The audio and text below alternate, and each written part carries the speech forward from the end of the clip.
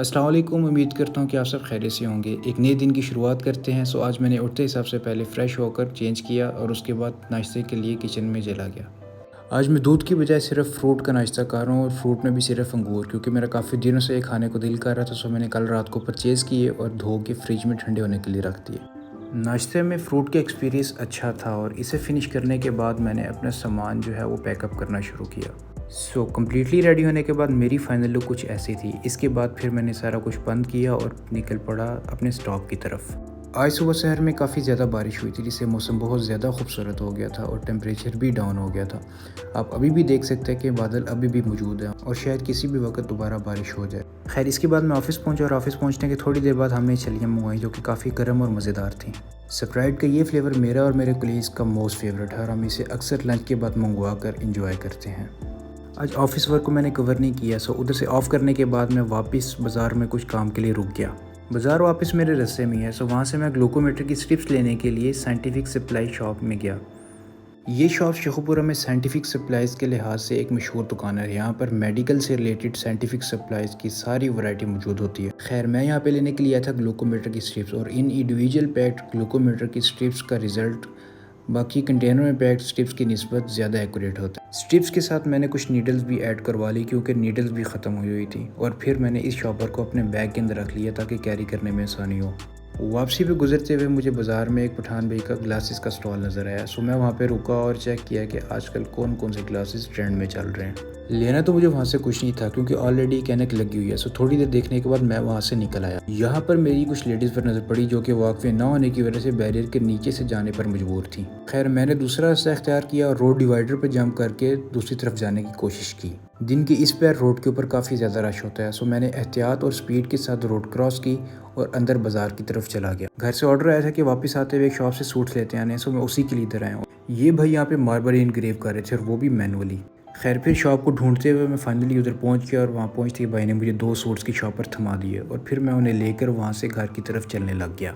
इस चौक पर पहुंचकर मैं एक फ्राइड रोल और समोसे के स्टॉल को ढूंढने लग गया, जिसे मैं हमेशा ट्राई करता हूं, लेकिन आज वो नहीं आया था। खैर, दूसरी दफ़ा मुझे वॉकवे मिल गया, मैंने इसको इस्तेमाल करते हुए रोड क्रॉस की और देन फिर एक रिक्शा ले लिया घर जाने के लिए। अच्छा, सारे रिक्शे वालों की एक कॉमन हैबिट है कि कभी भी 2 चक्रों से ज़्यादा का फ्यूल नहीं डलवाते, और इन भाई ने भी एज एक्सपेक्टेड पूरे 130 रुपये का फ्यूल डलवाया, जो कि मुश्किल से वापस उनको पेट्रोल पंप पे लेकर आएगा। अच्छा, उसके बाद रिक्शा फिर हमारी मंजिल की तरफ रवाना हो गया, और ये थोड़ी ही देर बाद मैं सिर्फ आखिरी सवारी ही इसमें बचा था, क्योंकि आखिरी स्टॉप मेरा था।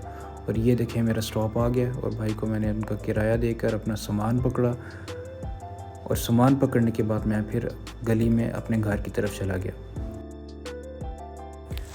और यहाँ पे आमना साहिबा वज़ू की तैयारी कर रही थी कि उसी में ही उसके चाचू आ गए। उन दोनों भतीजियों को मिलने के बाद मैं फिर अंदर गया और अनाया को ढूंढने लगा, और अनाया साहिबा तो यहाँ पे सो रही थी।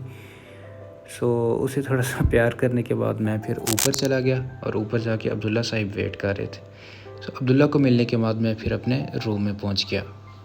घर पहुँचने के बाद और ख़ास तौर पे अपने रूम में आने के बाद एक अजीब सी रिलैक्सेशन का एहसास होता है। यहाँ मैं अपने रूम में पहुंच गया, और पहुंचने के बाद आपको दिखा रहा हूँ कि मेरी वापसी पे क्या हालत है। उसके बाद फिर जो है वो ऑफलोड कर रहे हैं ख़ुद को, घड़ी, अपना सामान, कैप, ये सब कुछ जो है वो उतारने के बाद जो है वो हल्का महसूस करते हैं। खैर, बालों की हालत कैप में जो है वो थोड़ी ख़राब हो जाती है। मेरे बाल वैसे भी काफ़ी ज़्यादा रफ़ हैं। अगर आप में किसी को बालों के हेल्दी करने की टिप्स का पता है तो कमेंट सेक्शन में मुझे ज़रूर बताइएगा, मैं उसे ज़रूर ट्राई करूँगा। खैर, उतारने के बाद अब सारे सामान को संभालने की बारी आती है, तो मैंने फ़ौरन से अपनी कैप, अपनी घड़ी और बाकी सामान जो है उसको संभाल दिया अपने लॉकर के अंदर। मेरे घर पहुंचने में मगरिब का टाइम हो चुका होता है, मैं घर पहुंच के फ़्रेश होके और उसके बाद नमाज़ अदा करता हूँ मगरिब की। अभी नमाज़ अदा करने के बाद ये देखें मेरी फ़्रेश सी लुक, और इसके बाद मैं जा रहा हूँ नीचे खाना खाने के लिए। और ये जो मैं स्ट्रिप्स लेकर आया था ये भी साथ लेके जा रहा हूँ, क्योंकि अबू जी का रूम नीचे ग्राउंड फ्लोर पे है। नीचे पहुंचने के बाद जब मैं स्ट्रिप्स रखने गया तो ग्लूकोमीटर देख के मैंने सोचा कि मैं अपनी ब्लड शुगर चेक कर लूँ, और साथ में आपको भी दिखा दूँ तरीका कि किस तरह से ब्लड शुगर चेक की जाती है। सबसे पहले तो मैंने पेंसिल से पुरानी नीडल को रिमूव किया और नई नीडल उसमें लगाई, और उसके बाद जो है वो फिर मैं पुराने वाली को डिस्कार्ड कर लिया, और अब ये जो स्ट्रिप है उसको रैप उतारने के बाद उसको डायरेक्ट जो है वो इसमें लगा रहा हूँ ग्लूकोमीटर के अंदर। आप देख रहे होंगे मैंने स्किन कॉन्टैक्ट कहीं पे भी स्ट्रिप्स के साथ नहीं किया। पिन काफ़ी ज़्यादा बारीक हुई थी क्योंकि मैंने दर्द से बचने के लिए उसको 1 पे रखा था। सो फिर मुझे दोनों हाथों से दबा के अपना खून इस लेवल का निकालना पड़ा कि वो स्ट्रिप के लिए काफ़ी हो जाए।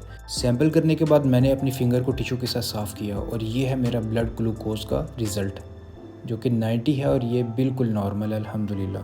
और एंड पर मैंने उसकी स्ट्रिप को उसके रैपर के साथ ही रिमूव किया और तब तक अनाया भी जाग चुकी थी और फुल मस्ती के मोड में थी। आमना मुझे वीडियो बनाते हुए देख भी रही थी और अजीज़ भी कर रही थी। सो उसने कहा कि मुझे भी वीडियो में शामिल करें। और ये देखिए अनाया को जो सो के अभी फ़्रेश हुई है और अनाया ने कुछ अर्सा पहले ही चलना सीखा है, इसीलिए वो छोटे छोटे कदम लेती है और कितनी क्यूट लगती है। फाइनली मेरा खाना आ चुका है और आज रोटी के साथ फलियां और गोश्त का सालन बना हुआ था, जो कि ट्राई करने पे काफ़ी ज़्यादा मज़े का था। लीजिए ये देखिए अनाया साहिबा नाराज़ हुई है और कोको मेलन देख रही है और वो आपको भी नहीं दिखाना चाहती कि मैं क्या देख रही हूँ। सो आज का व्लॉग यहीं पे इंशाल्लाह मिलते हैं नेक्स्ट व्लॉग में। तब तक के लिए अल्लाह हाफिज़।